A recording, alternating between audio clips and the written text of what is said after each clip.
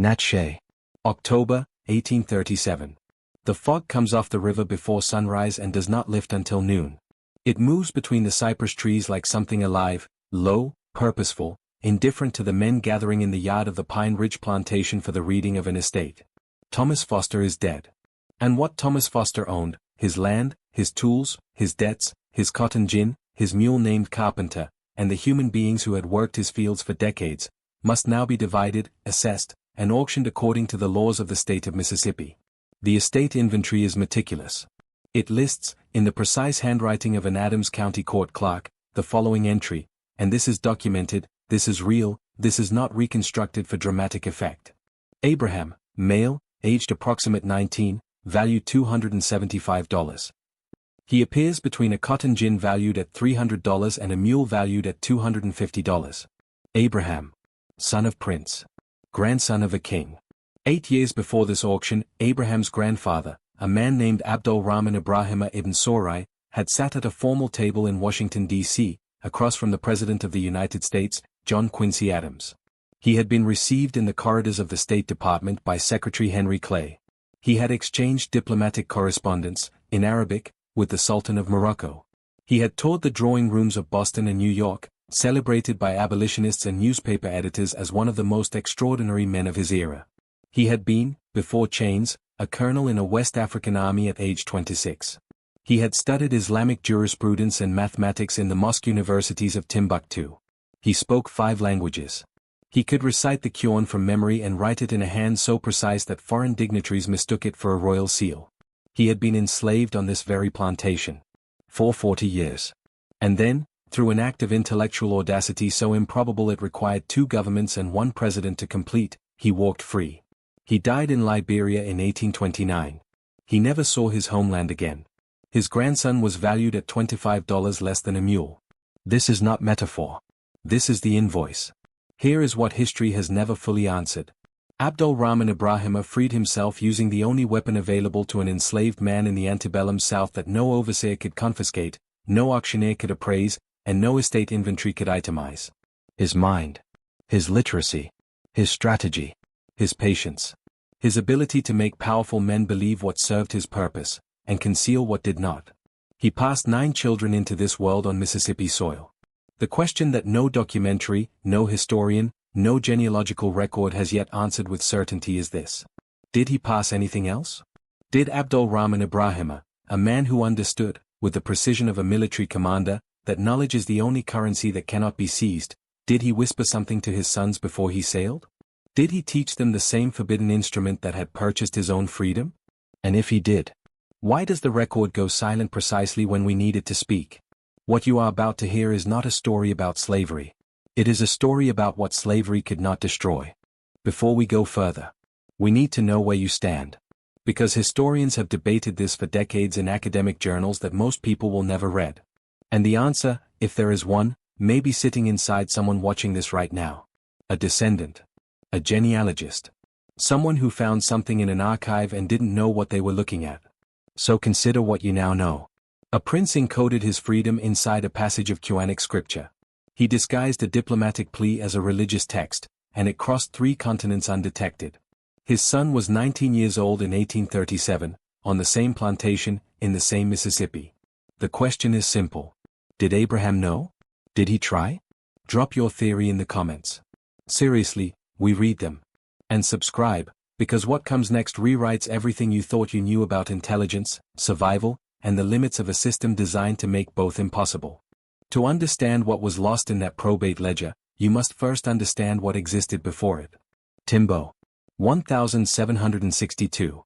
The capital city of the Fouta Jalan Imamate, a sophisticated Islamic theocratic state in the West African highlands, governed by law, by scholarship, by a ruling class called the Toradbi Fulani who measured a man's worth not in acres of cotton but in the precision of his Arabic and the depth of his Quranic memory. Into this world, Abdul Rahman Ibrahima ibn Sorai was born. Son of Ibrahima Sorai, the Almami, the political and spiritual sovereign of Fouta Jalan. A king, by any definition that history has ever applied to the word. At the age of 12, the prince left home. Not in chains. By invitation. He traveled to Timbuktu and Jen, the Oxford and Cambridge of the medieval Islamic world, where he studied jurisprudence, mathematics, rhetoric, and the classical sciences of a civilization that had been producing written scholarship for 3 centuries before the Mayflower left Plymouth Harbor. By the time he returned to Timbo, he could read and write in Arabic with scholarly fluency. He spoke 5 distinct African languages. He was, by every contemporary measure available in 1780, one of the most formally educated men in the Western Hemisphere, though the Western Hemisphere did not yet know he existed. He joined his father's army. By 26, he held the rank of colonel. In January 1788, Ibrahima led a cavalry detachment on a punitive campaign against the Hebos, a coastal rival group that had been disrupting Futajalan's trade routes to European merchants. The mission succeeded. On the return march, celebrating victory, his column was ambushed. He was captured, bound, sold. The price of a colonel, a scholar, a prince, and the son of a king. 2 bottles of rum. 8 hands of tobacco. 2 flasks of powder. A few muskets. He survived Dominica. He survived New Orleans. He survived the barge up river. And in August 1788, at a landing called Natchez under the hill, a place of river mud and commerce and spectacular moral indifference, a young dirt farmer named Thomas Foster paid $950 for 2 men. One was named Samba. The other was Abdul Rahman Ibrahima ibn Sorai. The deed recorded them as dos negros brutos. 2 raw Africans. Unknown. Unclassified. Merchandise. For 19 years, he said nothing of consequence about who he was. He worked. He endured.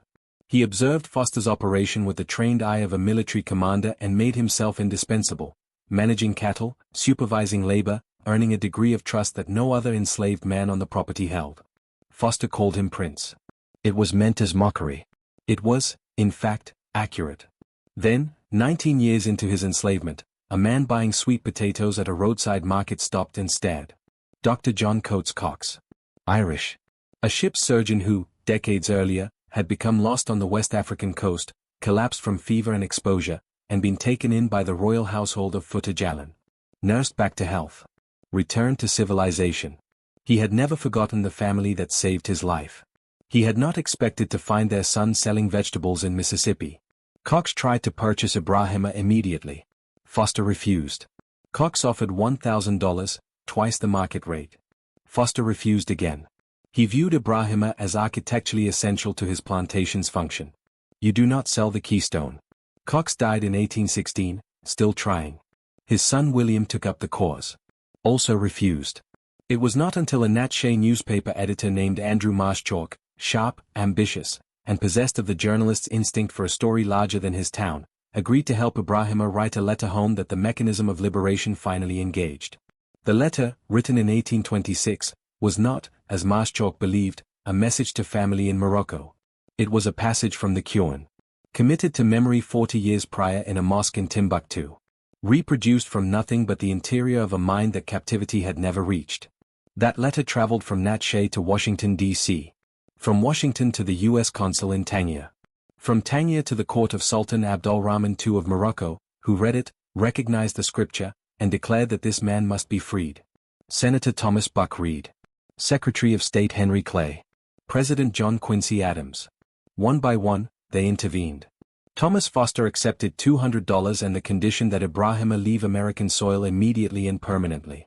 On February 22, 1828, George Washington's birthday, a date that could not have been chosen without irony, Foster delivered Ibrahima to Marshchalk's printing office with a deed of emancipation in hand. It had taken a West African king's son, a Quranic verse, an Irish doctor's debt of gratitude, a newspaper editor's ambition, a Moroccan sultan's indignation, and the sitting president of the United States. 40 years. All of that, to free one man.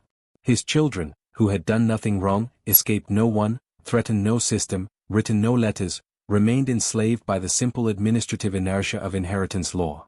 No sultan wrote on their behalf. No president intervened. They did not need to do anything to stay in chains. The system maintained itself. This is the paradox at the center of this story. It required extraordinary, multinational, decade-spanning effort to enslave a prince's freedom. It required absolutely nothing to enslave his children. Nothing at all. Thomas Foster died in 1829. The same year Ibrahima reached Liberia. The same year Ibrahima died. History has a brutal sense of scheduling. When a Mississippi planter died in the antebellum period, his estate did not simply pass to his heirs. It passed through the probate court of the county, a legal mechanism of extraordinary thoroughness that recorded, valued, and distributed every asset on the property down to the last hand tool and cooking pot. Human beings were assets. They appeared in the inventory between livestock and furniture, valued with the same dispassion applied to a harrow or a smokehouse. Foster's estate was substantial. His heirs were multiple.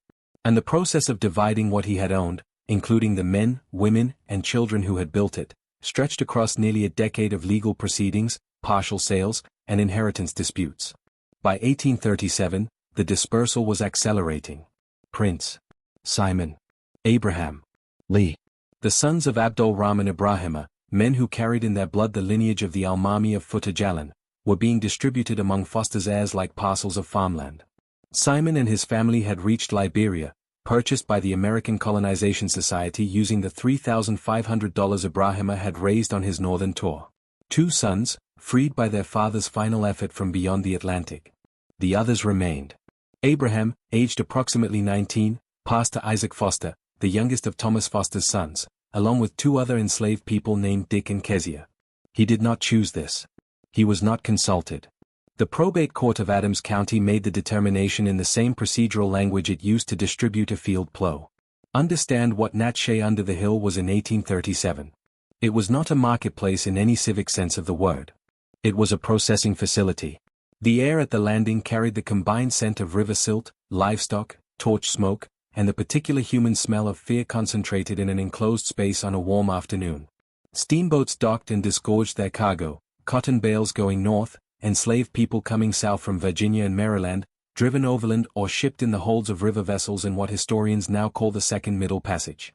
The auctioneer's voice was a professional instrument, trained for projection, for rhythm, for the management of a crowd's attention. He did not shout. He modulated. He created momentum the way a skilled attorney creates momentum in a courtroom, through cadence, through pause, through the precise inflation and release of tension. A man steps up. The auctioneer speaks. A number is called. Another. Hands are raised. The number climbs or it does not. The gavel falls. A name is entered in a ledger. A human life is assigned a new owner in the time it takes to sign a receipt. This is not reconstruction. This is procedure. Documented, legal, protected procedure. And here is where the villain of this story reveals itself, because it is not Thomas Foster, who is dead. It is not his heirs, who are merely executing a legal instrument. It is not even the auctioneer, who is performing a licensed professional service. The villain is the Mississippi Act of 1833. In the years following Ibrahima's liberation, in direct response, some historians argue, to the national attention his case had generated, the Mississippi legislature constructed a legal architecture specifically designed to prevent that kind of freedom from happening again. The Act of 1833 mandated that any slaveholder wishing to manumit an enslaved person must first petition the state legislature directly for approval. Not a county court. Not a judge. The full legislature. A political body that convened infrequently, moved slowly, and had overwhelming institutional incentive to deny every petition it received. The doors had been closed. Locked from the inside. Even if Andrew Marshchalk had lived, he did not, he died in 1838, even if Dr. Cox's son had tried again, even if a senator had intervened, the legal pathway that had freed Ibrahima no longer existed. Mississippi had studied the mechanism of his liberation and methodically dismantled it. This is the escalation. This is the architecture of permanence that the system had built around these 9 children and their descendants. And yet, there is one detail in the historical record that does not fit the established narrative. One anomaly that genealogists and historians have noted and then, inexplicably, moved past without full examination. At least one of Ibrahima's sons, the evidence suggests, was literate. Not in the tentative, partial way that some enslaved men managed to acquire fragments of English reading, but literate in the precise, classical sense. Capable of written composition. Capable, possibly, of Arabic script. How is this possible? Ibrahima had been on the Foster plantation for decades before his liberation. He had been, by all documented accounts, a man of extraordinary discipline and long strategic patience. A man who planned in years, not weeks. Is it inconceivable, given everything we now know about who he was, that he spent some portion of those decades doing what the mosque universities of Timbuktu had trained him to do? Teaching. The turning point of this story is not the auction. The turning point is the possibility, unconfirmed, unresolved, and therefore still alive, that the auction was not the end of the strategy. That it may have been, for one young man standing in a Mississippi yard in 1837, only the beginning of it. In 1826, Andrew Marschalk believed he was helping an old man write a message to distant family. He believed he was facilitating a sentimental gesture, the kind of thing a benevolent newspaper editor does for an aging plantation overseer on a slow afternoon in Natchez. He was, in fact, serving as the unwitting courier for one of the most sophisticated acts of covert diplomatic communication in the history of American slavery. The text Ibrahima wrote was not a personal letter. It contained no names, no locations, no explicit appeal. It was a passage from the Quran, Surah al-Fatiha, the opening chapter, which every literate Muslim recognizes on sight the way a trained musician recognizes a key signature. To Marschalk, it was decorative Arabic script. Proof of an exotic background. Something to forward with a cover letter to a senator. To the Moroccan court official who received it, it was an unmistakable signal. A Muslim man of education, not a raw African, not an illiterate field hand, was being held in the American South. The script was too precise, too formally structured, to belong to anyone without serious classical training. The Sultan acted within weeks. Ibrahima had understood something, that the entire institutional architecture of American slavery was designed to prevent any enslaved person from understanding. That the system's power depended entirely on its opacity being unidirectional. The slaveholder could see the enslaved, could document them, price them, transfer them, describe them in a newspaper advertisement with the precision of a livestock notice. But the enslaved, by law, by enforced illiteracy, by geographic isolation, could not send a legible signal outward. Could not reach a world beyond the plantation's boundary in any form the system could not intercept and suppress. Ibrahima found the one aperture the system had not closed. A language it could not read. Now, the question this documentary has been building toward. Ibrahima spent between 30 and 40 years on the Foster plantation before his liberation. He was, by every account, a man of extraordinary patience and architectural thinking, a strategist who measured time in decades rather than seasons. During those decades, he raised 9 children on Mississippi soil. The genealogical record of those children, painstakingly reconstructed by researcher David Dreyer in the early 2000s from probate inventories, census records, and estate distributions, contains an anomaly that has received almost no scholarly attention. Several of Ibrahima's children bear names that follow a precise Islamic naming convention, not the anglicized names that Foster assigned at purchase, but names that, beneath their phonetic surface, map directly onto Quranic and Fulani naming traditions. Prince Levi, a transliteration historians have noted aligns with West African Muslim nomenclature.